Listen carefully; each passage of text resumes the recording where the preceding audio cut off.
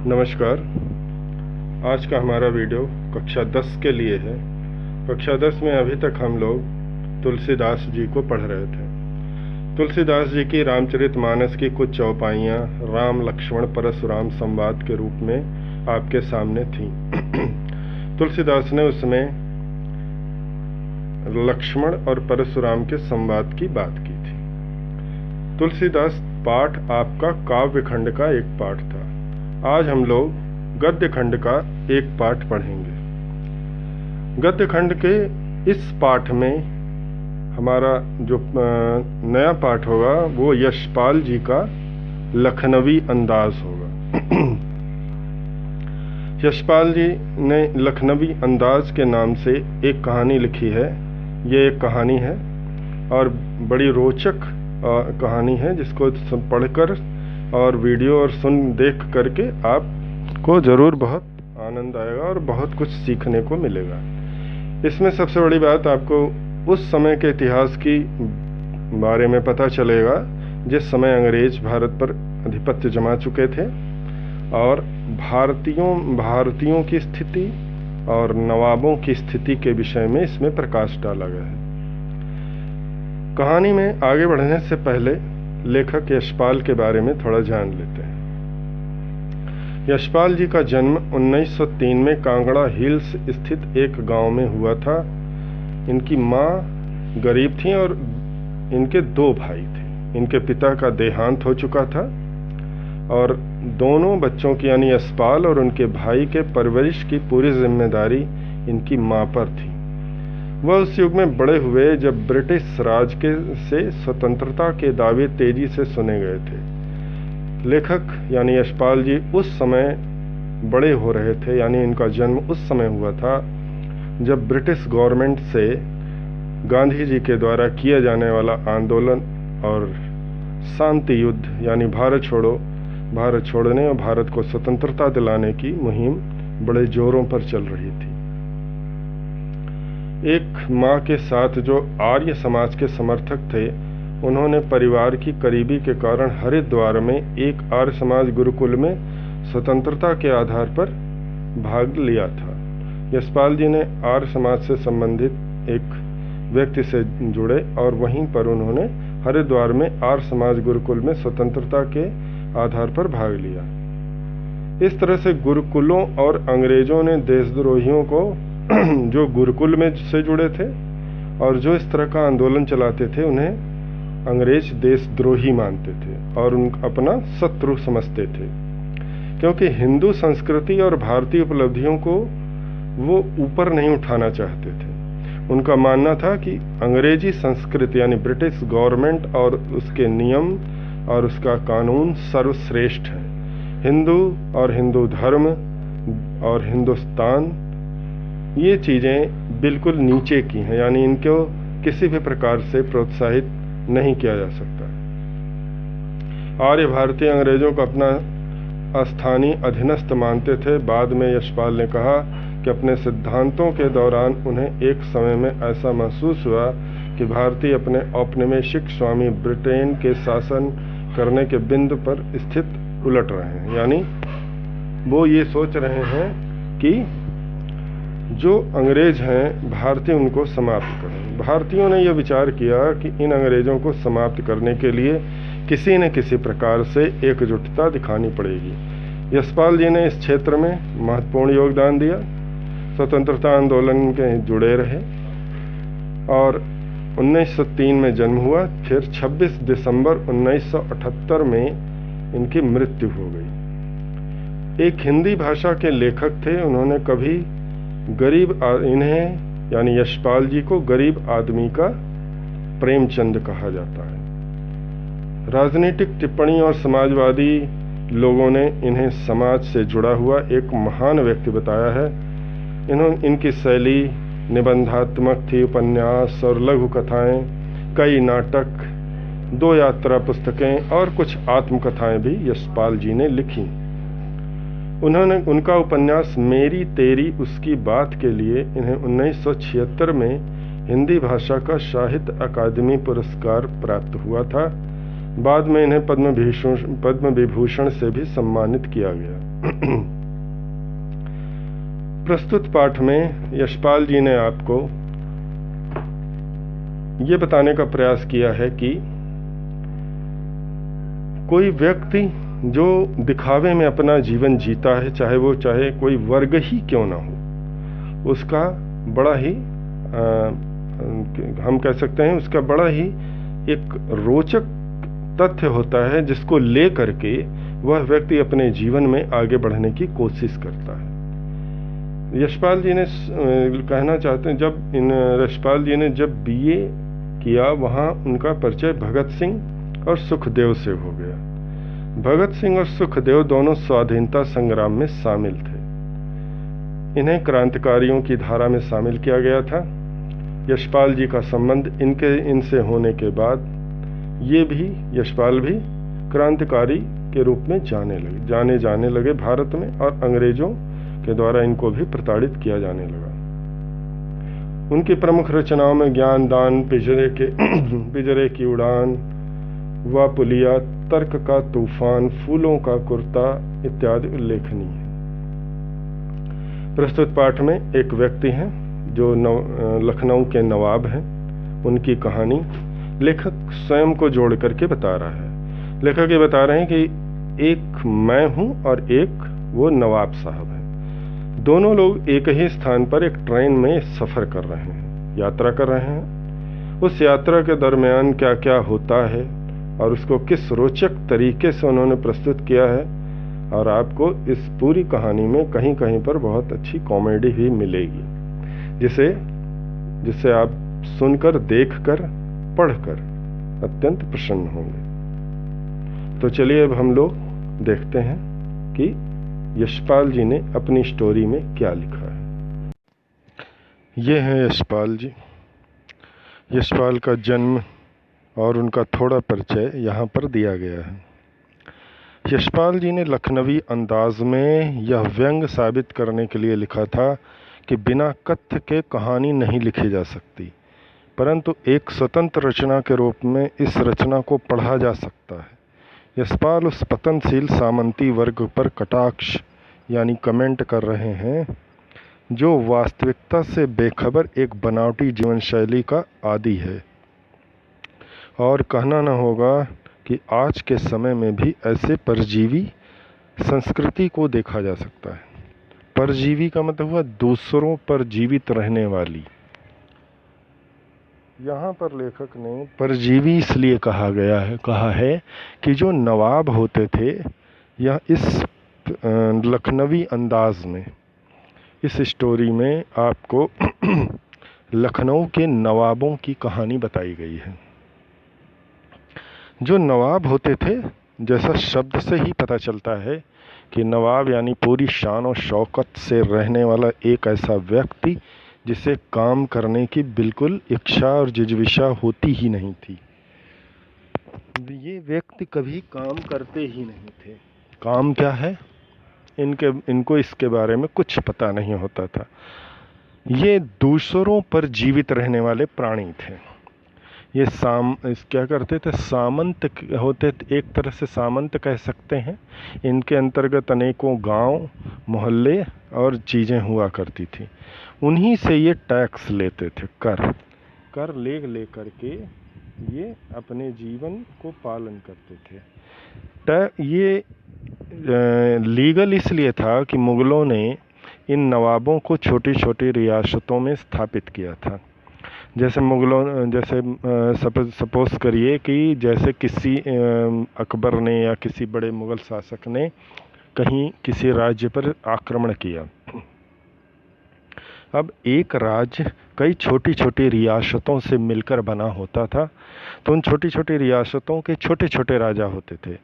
तो वो क्या करते थे, अपने इलाके की ज़मीन जायदाद, वहाँ का व्यापार, संस्कृति, सभ्यता, सब पर नियंत्रण करते थे, और शासक को एक निश्चित कर वार्षिक या अर्धवार्षिक, जैसा उनके कॉन्ट्रैक्ट में लिखा होता था, वैसा वो देते थे।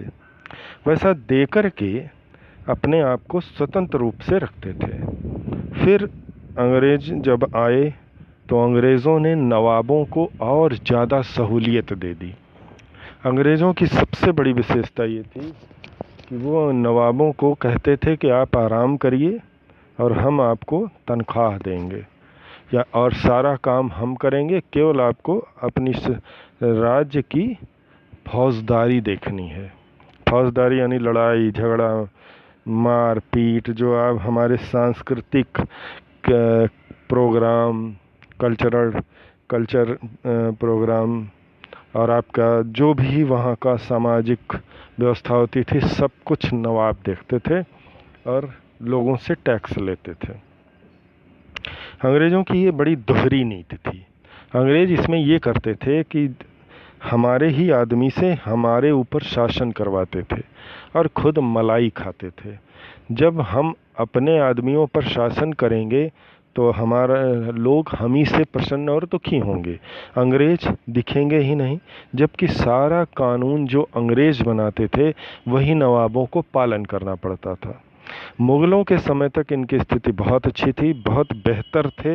इनकी सेनाएं हुआ करती थीं, ये युद्ध में जाया करते थे शासक की तरफ से, अपने सम्राट की तरफ से। ये हमेशा एक्टिव रहते थे और लगातार कार्यों में बने रहते थे। परंतु अंग्रेज़ों ने इन्हें पूरा निकम्मा बना दिया, इन्हें पेंशन दे दी और इनके काम का सारा कार्यभार अपने ऊपर ले लिया। जब इन्हें मुफ्त में बिना काम किए पैसा मिलने लगा तो इन लोगों के ऊपर ऐशो आराम और अय्याशी का ऐसा खुमार चढ़ा, यानी नशा चढ़ा, कि इन लोगों ने अपना हाथ हिलाना भी बंद कर दिया। अब इनकी स्थिति समाज में ऐसी थी कि लोग जब कहते थे कि नवाब हैं तो लोग खुद ही समझ जाते थे कि ये कितना बड़ा आदमी है।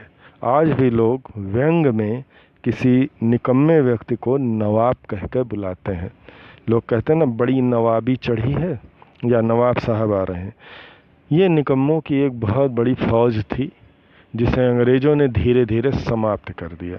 और अंग्रेज़ों का मुख्य उद्देश्य सिर्फ और सिर्फ भारत की एक एक इंच ज़मीन को, यहाँ की एक एक पैसे को अपने कब्जे में करना था, जो उन्होंने लगभग 200 वर्षों तक किया। उन्हीं नवाब में से एक नवाब थे लखनऊ के, और लखनऊ की नवाबी आज भी प्रसिद्ध है। वहाँ पर जो लोग रहते हैं उनकी नवाबी, यानी जो वहाँ के वास्तविक बाशिंदे हैं, यानी वहाँ के जो ओरिजिनल रहने वाले हैं, उनमें आज भी नवाबी झलकती है, क्योंकि उनके रहन सहन खाना पीना सब कुछ बहुत अलग होता है। ये लखनऊ के ही एक नवाब हैं जिन्होंने लेखक के साथ कुछ किया और क्या किया वो बड़ा ही व्यंग्यात्मक और अच्छा है। आप ये पढ़ करके, इस वीडियो को देख करके बहुत प्रसन्न होंगे और आपको बहुत मज़ा भी आएगा, आनंद भी आएगा। मज़ा शब्द अच्छा नहीं है तो सांस्कृतिक नहीं है तो हम इसको आनंद कह सकते हैं। तो बहुत आनंद है। चलिए अब हम लोग, ये इनकी पहचान थी जो मुझे बताना आवश्यक था ताकि आप जान सकें कि ये नवाब हैं कौन। फ़िलहाल आज की इस डेट में, आज के समय में नवाब नाम की चीज़ कुछ भी नहीं बची, यानी सारे नवाब नष्ट हो चुके हैं। नवाबों की तो ये हालत थी, आपको मैं बता दूं कि नवाब लोग पेड़ा जो हलवाई की दुकान पर मिलता है, खोए का और विभिन्न प्रकार का, उस पेड़े को भी छील छील कर खाते थे। अब आप समझ लीजिए कि ये नवाब होते क्या थे। इनके अंदर कितना अय्याशी और कितना शान शौकत और वो भरा हुआ था। अब चलिए हम लोग चैप्टर देखते हैं। पहली लाइन देखिए, मुफस्सिल की पैसेंजर ट्रेन चल पड़ने की उतावली में फुंकार रही थी। मुफस्सिल यानी उस समय की, वर्तमान समय की, जो चौराहे पर मुख्य सेंटर पर, यानी शहर के मुख्य केंद्र पर जहाँ पर वो स्टेशन था उसकी बात कर रहे हैं, पर एक पैसेंजर सवारी गाड़ी खड़ी थी। और उतावली होना मतलब व्याकुल होना, वो चलने के लिए फुंकार रही थी, यानी व्याकुल हो रही थी। वो बार बार चलने के लिए व्याकुल हो रही थी।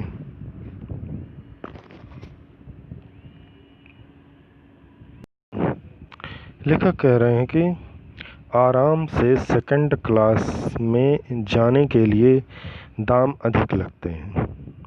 लेखक बता रहे हैं कि लेखक आराम से सेकंड क्लास में जाना चाहता है, यानी किसी भी प्रकार का कोई डिस्टरबेंस ना हो। उस समय फर्स्ट जो ट्रेन थी उसमें 3 कैटेगरियाँ होती थी, first class, second class, third class. Third class आम आदमियों के लिए होती थी जो कम पैसे देते थे। फर्स्ट क्लास वो श्रेणी होती थी जो सबसे उच्च थे। सेकंड क्लास में मध्यम वर्गीय या कुछ थोड़ा ज़्यादा पैसे दे सकने वाले व्यक्तियों को स्थान मिलता था, यानी जो उसे खरीद सके और सभ्यतापूर्ण तरीके से उस बोगी में बैठ सके, ऐसे लोगों को वो टिकट दिए जाते थे। लेखक कह रहे हैं यशपाल जी कि आराम से सेकंड क्लास में जाने के लिए दाम अधिक लगते हैं, यानी अगर आपको आराम से ट्रेन का सफ़र करना है तो आपको द्वितीय श्रेणी, सेकंड क्लास यानी द्वितीय श्रेणी में बैठना होगा और उसके लिए आपको रेलवे को अधिक पैसे चुकाने पड़ेंगे। लेखक कह रहे हैं दूर तो जाना नहीं था, लेखक को बहुत दूर की यात्रा नहीं करनी थी।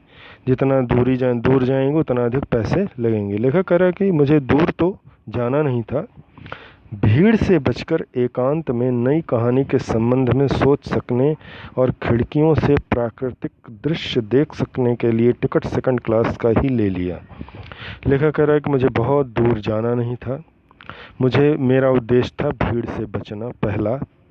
दूसरा, एकांत में बैठकर एक नई कहानी के संबंध में सोचना और सोचते हुए चलती हुई ट्रेन से बाहर नेचुरल सीन को देखना, यानी प्राकृतिक दृश्य को देखना। लेखक कह रहा है कि मुझे बहुत दूर नहीं जाना था, पर मेरा उद्देश्य ये था कि मैं आराम से यात्रा करूं। और दूसरा, विंडो सीट पर बैठ करके बाहर के दृश्यों को देखते हुए अपनी कहानी के बारे में सोचते रहना, ये मेरा एक उद्देश्य था। इसलिए लेखक कह रहा है कि मैंने द्वितीय श्रेणी यानी सेकंड क्लास का टिकट ले लिया। लेखक कह रहा है सेकंड क्लास का ही टिकट ले लिया। गाड़ी छूट रही थी। अब लेखक कह रहे हैं गाड़ी यानी ट्रेन छूट रही थी, जैसे ट्रेन प्लेटफॉर्म से मूव कर चुकी थी, यानी ट्रेन जो थी धीरे धीरे प्लेटफॉर्म से निकल रही थी। अचानक 100 की स्पीड तो पकड़ती नहीं, और पुरानी ट्रेन तो असंभव, वो धीरे धीरे कोयले वाली ट्रेन होती थी, तो वो चलने से पहले 3 बार फक फक फक फक की आवाज़ करती थी, हॉर्न देती थी, उसके बाद धीरे धीरे रेंगना शुरू करती थी और रेंगते रेंगते फिर स्पीड पकड़ती है। लेखक कह रहा है प्लेटफॉर्म से गाड़ी छूट चुकी थी। सेकंड क्लास के एक छोटे डिब्बे को खाली समझकर, लेखक कह रहा है कि सेकंड क्लास का डिब्बा, देखिए हर डिब्बे में लिखा रहता है फर्स्ट क्लास, सेकंड क्लास और थर्ड क्लास। जैसे आज के समय में लिखा रहता है first AC, second AC, third AC, इस तरह करके। तो सेकंड क्लास का एक डिब्बा जो लेखक ने सोचा कि खाली होगा, ऐसा समझकर, सोचकर और चलती हुई ट्रेन को दौड़कर उसने क्या किया, पकड़ने की कोशिश की और दौड़कर एक खाली समझकर डिब्बे पर, जो डिब्बा उसने सोचा शायद खाली होगा, ऐसा सोचकर दौड़कर उसमें चढ़ गया। लेखक कह रहा है कि लेखक ने जो अनुमान लगाया था कि डिब्बा पूर्णतया खाली होगा और उस डिब्बे में वो एकांत में चुपचाप बैठकर बाहर के नज़ारे को देखते हुए एक नई स्टोरी, एक नई कहानी को बनाएगा। करा अनुमान के प्रतिकूल डिब्बा निर्जन नहीं था। लेखक करा अनुमान के प्रतिकूल, जैसा मैंने अनुमान लगाया था वैसा बिल्कुल नहीं था। प्रतिकूल यानी बिल्कुल विपरीत था। डिब्बे में कोई व्यक्ति बैठा हुआ था। निर्जन मतलब जहाँ कोई भी व्यक्ति ना हो, सुनसान। डिब्बा सुनसान नहीं था, निर्जन नहीं था, खाली नहीं था, उसमें कोई न कोई व्यक्ति बैठा हुआ था। करे डिब्बे में खाली समझकर जरा दौड़कर उसमें चढ़ गए। निर्जन नहीं था। एक बर्थ करें कि अब लेखक कह रहा है कि जिस डिब्बे को खाली समझकर लेखक जिसमें बैठा वो उसकी सोच के विपरीत खाली नहीं था। अब डिब्बे में बैठा कौन था, चलिए देखते हैं। लिखा करा, एक बर्थ पर लखनऊ की नवाबी नस्ल के एक सफ़ेद पोश सज्जन बहुत सुविधा से पलथी मारे बैठे थे। आप ध्यान दीजिए, लेखक नवाब साहब को नस्ल के रूप में देख रहा है। नस्ल क्या होता है, जाति। नस्ल का शाब्दिक अर्थ होता है जाति, हिंदी अर्थ, और ये फारसी भाषा का शब्द है। लिखा करा, ट्रेन